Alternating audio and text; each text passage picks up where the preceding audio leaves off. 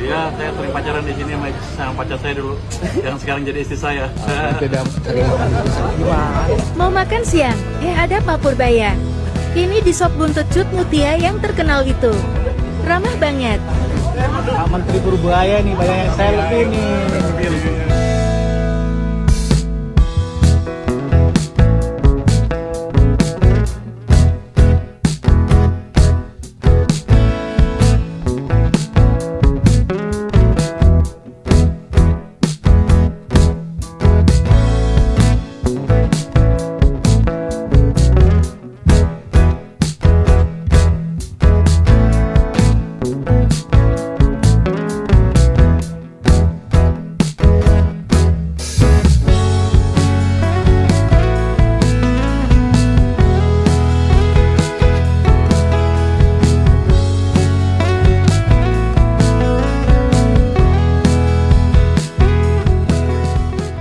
Bapak makan siang di mana hari ini? Di warung soto buntut cut mutia. Udah sering Pak makan di sini? Dari muda sudah sering di sini. Langganan ya Pak? Iya, saya sering pacaran di sini sama pacar saya dulu, yang sekarang jadi istri saya. Tidak sering makan di sini sama ibu ya Pak? Iya, Habis berapa porsi Pak? barusan 2 porsi lapar soalnya. Berarti recommended ya Pak? Recommended. Makasih Pak. Jadi kalau masih ada yang saya setuju ya pakai 3 triliun kalau nggak salah. Jadi kalau ada protes jangan saya lagi protes Pak Tito, kenapa ngajuin sekarang? Karena saya nggak ngitung lagi, Pak Tito cukup, ya udah cas. Ya, nanti saya balik ke hotline yang disiapkan tadi, saya ngobrol sedikit dulu tadi. Kenapa anggarannya dipotong ke daerah? Saya juga kan belum jadi menteri kan udah dipotong. Begitu datang ke sana, jadi ke sana ribut, ini dipotong. Dan dasar pemotongan juga nggak terlalu jelas untuk saya. Kenapa dipotong hanya 50%, ada yang 60%, ada yang 70%? Mana bisa hidup daerah. Tapi saya coba, jadi begitu seperti itu, oke, bilang kalau kita naikin. Saya minta Pak Tito datang hari berapa ketiga itu Pak Tito, hari pertama ya, hari kedua Pak Tito ya datang dulu. Dia ngajuin Pak Purbaya nggak cukup daerah nih, saya ajukan kenaikan berapa sekian. Sudah cukup, sudah, ya udah saya setujuin. Saya nggak mikir lagi, ini cukup nih, cukup katanya. Jadi kalau masih ada yang saya setujuin ya pakai 3 triliun kalau nggak salah. Jadi kalau ada protes jangan saya lagi protes Pak Tito, kenapa ngajuin sekarang? Karena saya nggak ngitung lagi, Pak Tito cukup, ya udah cas. Ternyata masih kurang. Terus kalau saya tanya Pak Presiden kira-kira begini, bukan tanya langsung ya, kita lihat kondisi apa? Kejiwaan apa? Bukan kondisi apa dia bilang? Kejiwaan, kondisi kebatinan lah. Kalau kejiwaan nanti sakit ya. Kondisi kebatinan di sana seperti apa waktu itu? Rupanya beliau agak kecewa dengan belanja daerah yang banyak diselewengkan. Oke, kalau gitu. Jadi kalau sekarang saya bilang lagi menghadap presiden, Pak Presiden naikin, pasti nggak dikasih. Jadi saya pernah minta ke teman-teman Pemda daerah tingkat 1 dan daerah tingkat 2. Oke, triwulan 4 tahun ini dan triwulan pertama tahun depan, perbaikilah cara Anda membelanjakan uang dan penyerapan anggarannya, jangan ada yang bocor-bocor segala macam. Nanti kalau bagus, saya yakin udah triwulan ke-2 tahun depan ekonomi udah jauh lebih baik dari sekarang. Kalau nggak saya juga dipecat, disantai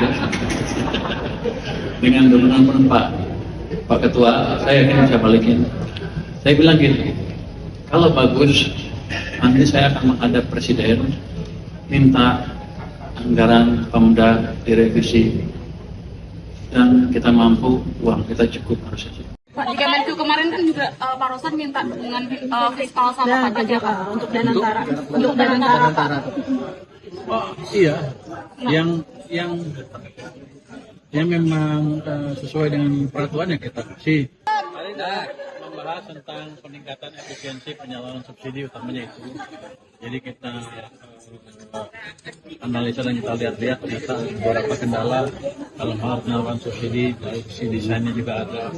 Jadi kita lihat masih ada orang yang relatif kaya atau berkaya atau biasanya mungkin yang masih mendapat subsidi, dan kita ke depan akan lihat gimana perbaikannya.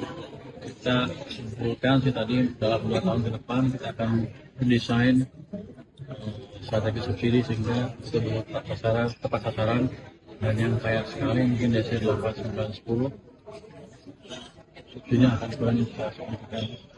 Kalau perlu uangnya kita balikin yang desa 1, 2, 3, 4 yang mati miskin. Itu kira-kira utamanya itu, dan itu perlu bisa macam-macam, misalnya melibatkan juga BUMN.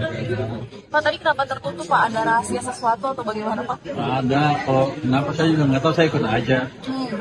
Mungkin takut saya ngomong ngaco. Bencana nih Pak, apakah dampaknya kepada pertumbuhan ekonomi yang fatal seperti apa Pak? Akan berdampak, tapi tidak sampai memperlambat terlalu signifikan. Apalagi nanti kalau ada perbaikan fasilitas bangunan dan lain-lain, itu akan mendorong sedikit. Yang jelas kita tunggu dari BNPB programnya seperti apa. Berarti PNBP udah terserah Pak. PNBP sudah ngajuin kemungkinan nggak nyampe target di Q4 ini sama kuliah 2023. Bapak kan sebelumnya bilang 5,6 sampai 5,3 kakak bisa mengisi. Oh, kemudian selalu ada, emang berapa persen? Apakah masih 5,5% Pak? Saya pikir sih di atas 5, masih akan di atas 5,5%. Saya akan monitor kondisi keuangan bisnis sistem finansial. Kalau masih jangan kurang, saya akan bending lagi uang saya di Pak, BNPB sudah ngajuin Pak anggaran tambahan. Kami masih tunggu. Masih tunggu. Belum. Mereka udah punya uang di anggaran mereka ada 500 miliar lebih, mungkin belum habis. Tapi kita sediakan nanti kalau lebih banyak dari itu. Itu dari pos mana Pak? Dari pos mana Pak? Apakah dari anggaran yang Anggaran yang mereka cadangan bencana punya BNPB. Pak, Jadi aman. apakah akan mempercepat dana desa yang tahap kedua dicairin Pak? Mempercepat dana desa untuk dicairin kembali dana desa Kan sudah gara-gara kemarin. bencana ini. Kita sudah cairkan sebagian kan? Sudah yang dana desa sudah. Berapa persen? Berapa persennya? Nanti Anda tanya. Ada sebagian ditahan untuk Koperasi Merah Putih kan, itu yang diminta. Tapi itu nanti keputusan Kementerian Koperasi dan Desa. apa tadi di dalam juga juru bayar. bahas soal restrukturisasi KCIC Pak? Hah? Restrukturisasi utang KCIC Pak tadi untuk rencana keberangkatan ke Cina tadi. Tidak ada diskusi itu tadi, cuman kemarin ada seperti itu di waktu di Menko, di Kemenkeu, diskusi dengan antara dengan Pak Rosan dan Pak Doni ya. Pak Rosan. Pak, di Kemenkeu kemarin kan juga Pak Rosan minta dukungan fiskal sama pajak ya Pak untuk Danantara. Untuk Danantara. Oh iya, yang memang sesuai dengan peraturan yang kita kasih, yang enggak yang nggak dikasih, gitu. Ada yang dikasih, ada yang enggak. Yang dikasih apa Pak? Yang dikasih itu seperti dia kan akan restrukturisasi, konsolidasi, kan seperti jual beli antara satu perusahaan lain. Dia bilang itu kalau selalu bayar pajak semua ya kemahalan. Saya pikir itu masuk akal. Konsolidasi kita waktu berapa tahun, kasih kita waktu 2-3 tahun ke depan. Setelah itu setiap corporate action